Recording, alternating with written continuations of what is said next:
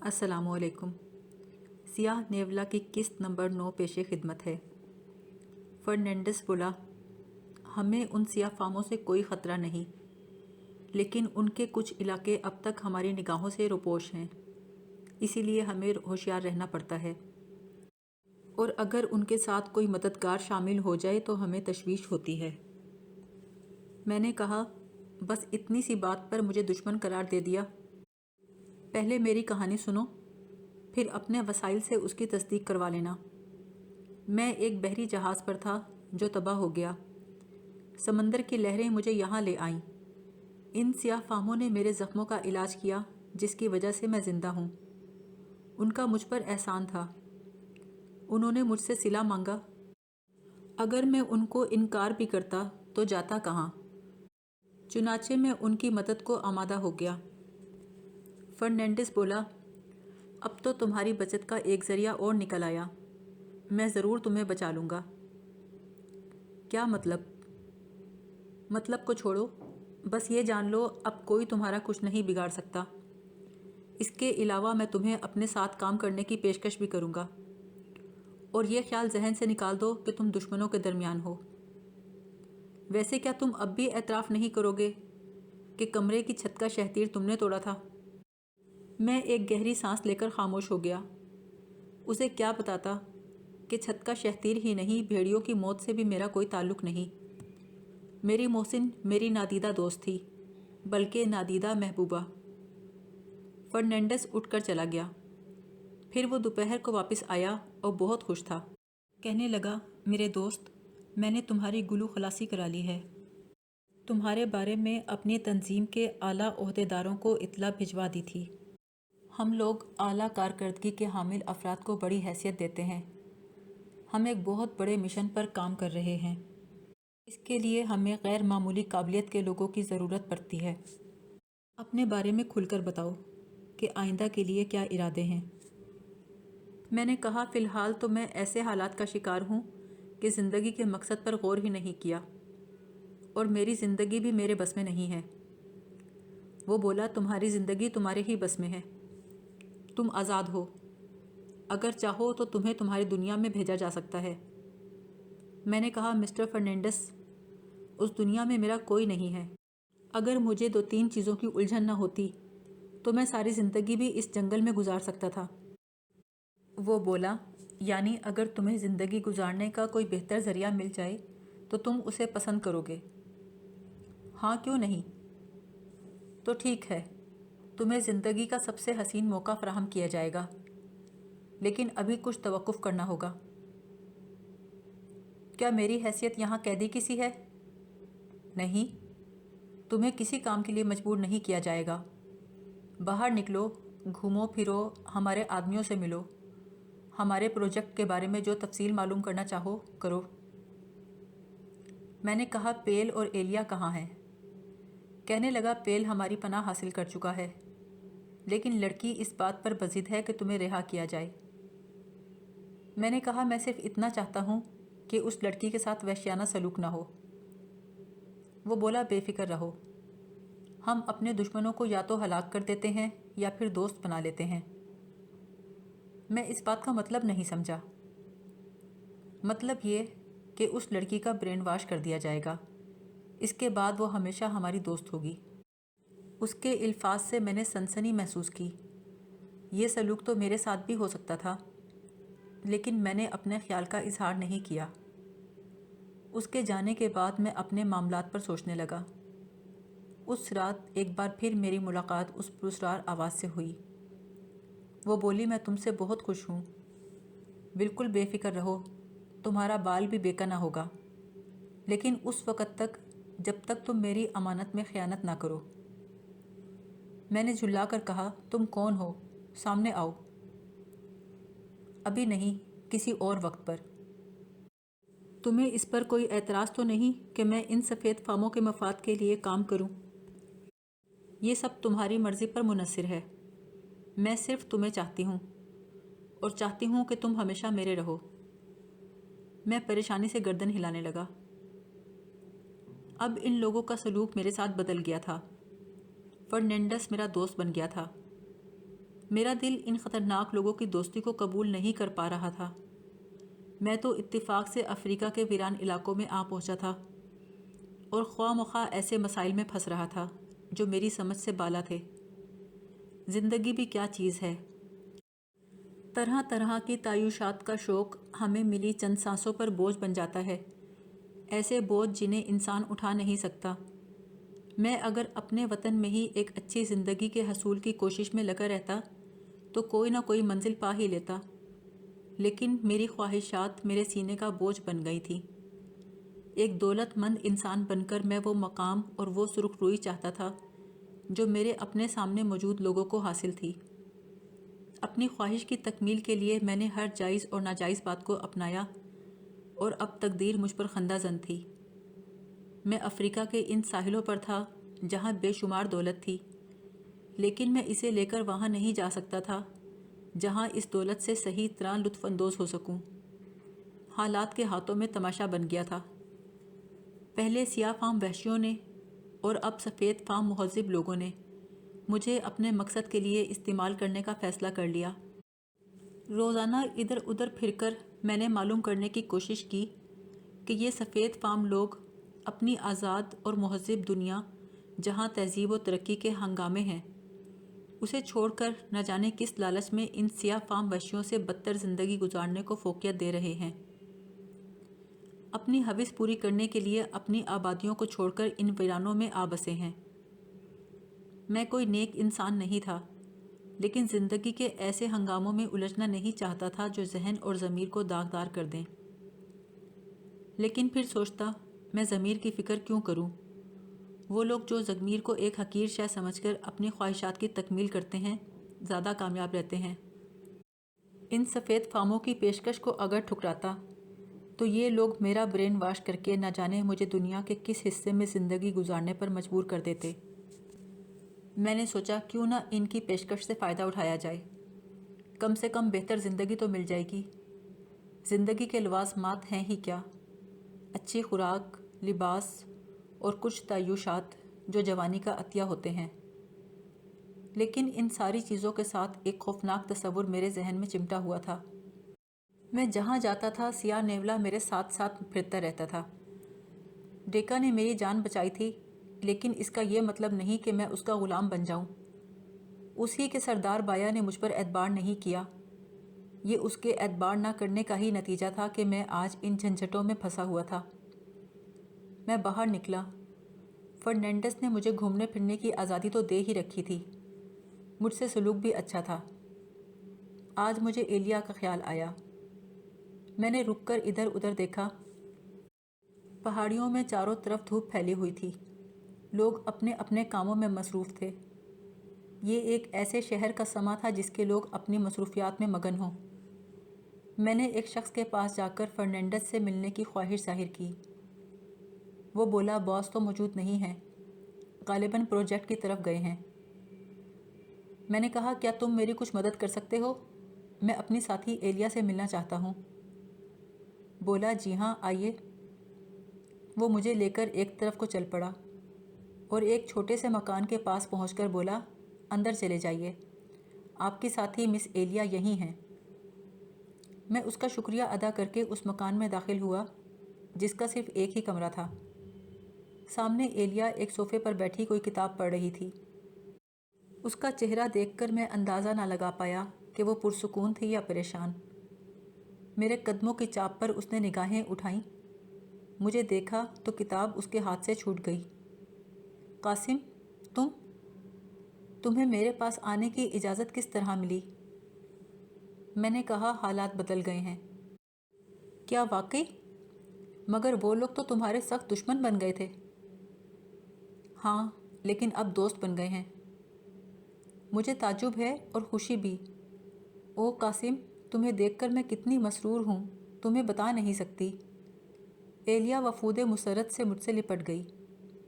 تبھی دروازہ دھڑ سے کھلا۔ ہم دونوں اچھل پڑے، دروازے کی طرف دیکھنے لگے۔ کھلے ہوئے دروازے سے کوئی اندر نہیں آیا۔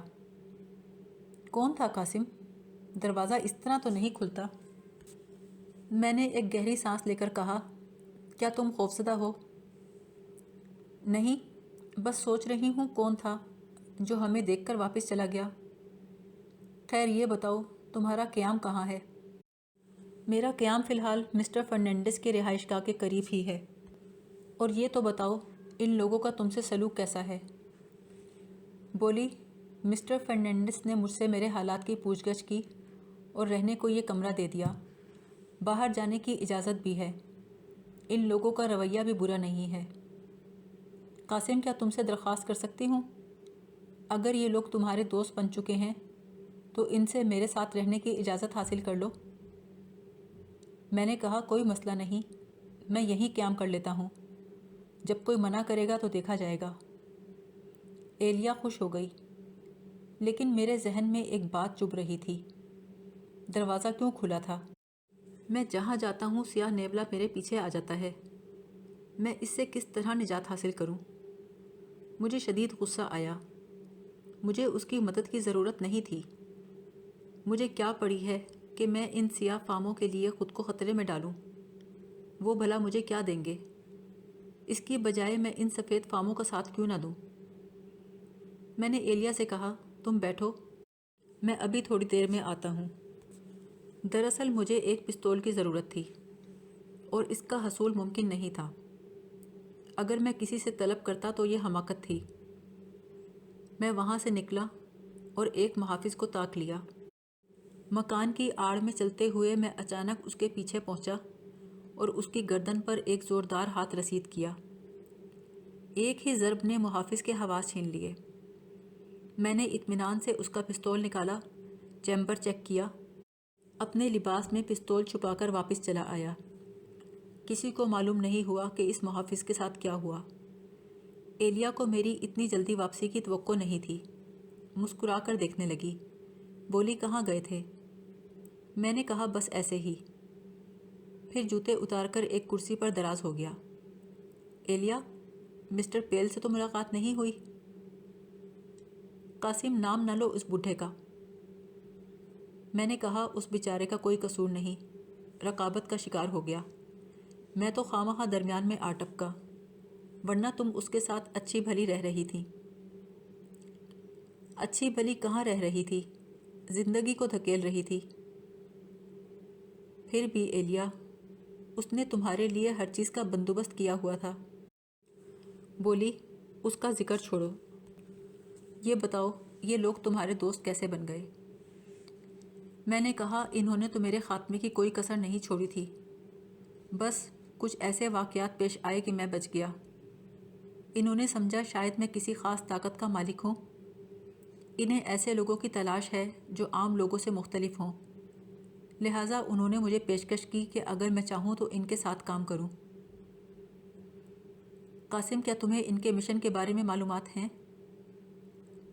زیادہ تو نہیں ہے، لیکن ان کے مقاصد خطرناک ہیں۔ تو پھر کیا کرو گے تم؟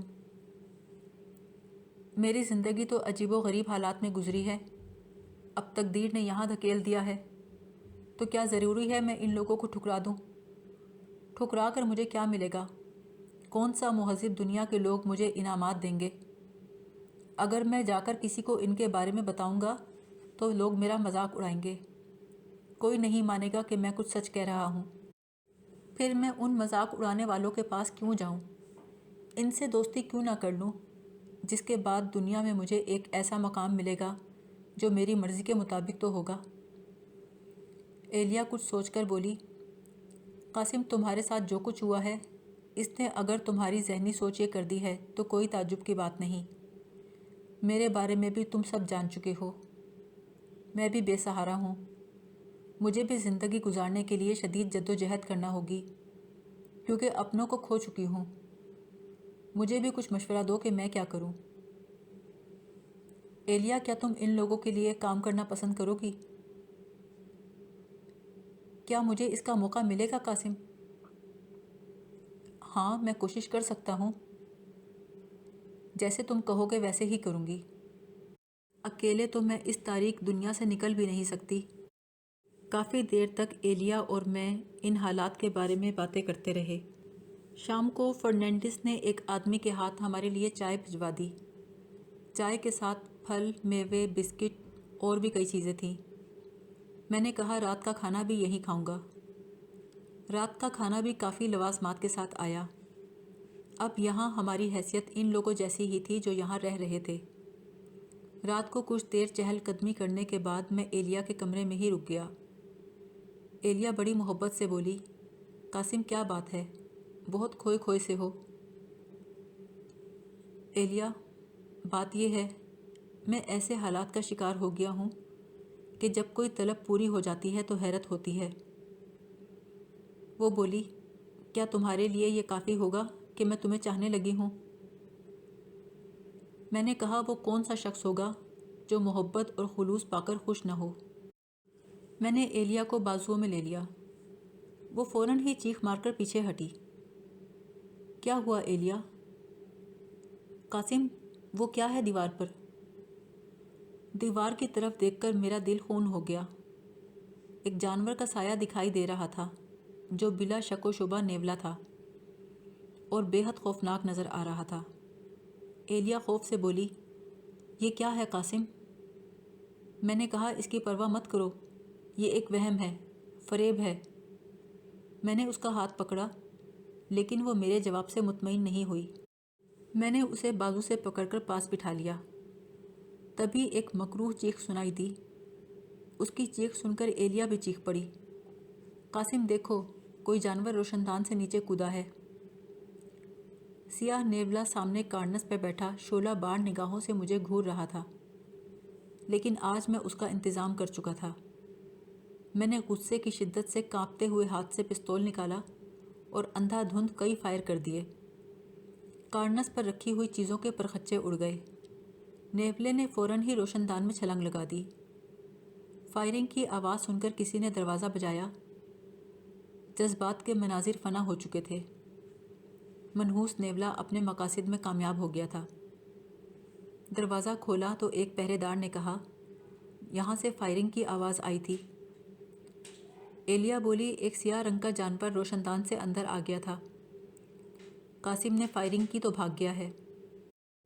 پہرے داروں نے مجھ سے یہ سوال تو نہیں کیا کہ گن کہاں سے آئی، البتہ اندر آ کر انہوں نے ہر جگہ تلاش کیا، انہیں کوئی جانور دکھائی نہ دیا۔ ان کے جانے کے بعد ایلیا بولی، قاسم، اتنی فائرنگ کرنے کی کیا ضرورت تھی؟ ایسے ہی بھگا دیتے۔ میں پھٹ پڑا، تم اسے نہیں جانتی، وہ جانور نہیں، ایک بدرو ہے، ایک خوفناک بلا ہے جو مجھ سے چمٹ گئی ہے۔ ایک چھوٹا سا جانور اور کوئی بدرو، یہ کیسے ممکن ہے قاسم؟ ایلیا، تم یقین نہیں کرو گی، وہ مجھ سے پیار کا دعویٰ کرتی ہے اور کہتی ہے میں اس کے علاوہ کسی کا نہیں ہو سکتا۔ تمہیں وہ چیتا یاد ہے نا؟ وہ ٹھیک اسی وقت نمودار ہوا تھا جب تم میرے نزدیک بیٹھی تھی۔ ایلیا پریشانی سے بولی، تم ٹھیک کہتے ہو قاسم، لیکن وہ تو پھر ہم دونوں کو ہی نقصان پہنچا سکتی ہے۔ کیا میں اس سے محفوظ رہ سکوں گی؟ میں اس کو نیست و نابود کر دوں گا۔ اسے مجھ پر مسلط ہونے کا کوئی حق نہیں ہے۔ اب میں اسے پیچھا چھڑانے کے بعد ہی کچھ سوچوں گا۔ ایلیا افسردہ نظر آ رہی تھی۔ میں اپنی جگہ غصے میں سلگ رہا تھا۔ ساری رات جاگتا رہا۔ صبح کو ناشتہ کرنے کے بعد بھی میرا موڈ ٹھیک نہیں تھا۔ ناشتے کے بعد مسٹر فرنینڈس کی طرف سے بلاوا آ گیا۔ میں پہنچا تو بولے، کیا حال ہے مسٹر قاسم؟ میں نے کہا میں ٹھیک ہوں، لیکن آپ کو کچھ بتانا چاہتا ہوں۔ ہاں ہاں بولو۔ جیسا کہ میں نے بتایا تھا کہ سیاہ فاموں کے وچ ڈاکٹر نے مجھ سے سفید فاموں کے خلاف مدد مانگی۔ اس نے مجھے اپنی زبان سکھانے کے لیے ایک جادوئی جانور کا سہارا لیا تھا۔ بعد میں اس کی بیٹی نے وہ جادوئی جانور مجھے بھجوا دیا، یہ کہہ کر کہ وہ میری حفاظت کرے گا۔ لیکن وہ جانور مجھ پر عجیب طرح مسلط ہے، میری تنہائی میں مغل ہوتا ہے، مجھ سے محبت کا دعوے دار ہے۔ میں اس سے تنگ آ گیا ہوں۔ اسے مارنے کے لیے میں نے آپ کے ایک محافظ سے گن لی اور اس پر فائرنگ کر دی۔ یقیناً آپ کو میرا اس طریقے سے پستول حاصل کرنا برا لگا ہوگا۔ یہ کہہ کر میں نے پستول اس کے سامنے میز پر رکھ دی۔ وہ بولا، او ہو مسٹر قاسم، آپ مجھے ویسے بھی کہتے میں آپ کو ایک پستول مہیا کر دیتا۔ بہرحال یہ آپ اپنے پاس ہی رکھ لیجئے۔ اس وقت میں نے آپ کو اس لیے بلوایا ہے کہ آپ کے بارے میں اوپر رپورٹ بھجوائی تھی، اوپر سے منظوری مل گئی ہے۔ اب آپ ہماری تنظیم کے ایک اہم رکن ہیں۔ نیولے کے خلاف جوش انتقام مجھے سیاہ فاموں کے لیے ہر قسم کی کارروائی پر اکسا رہا تھا۔ میں نے کہا مسٹر فرنینڈس، میں ہر طرح سے حاضر ہوں۔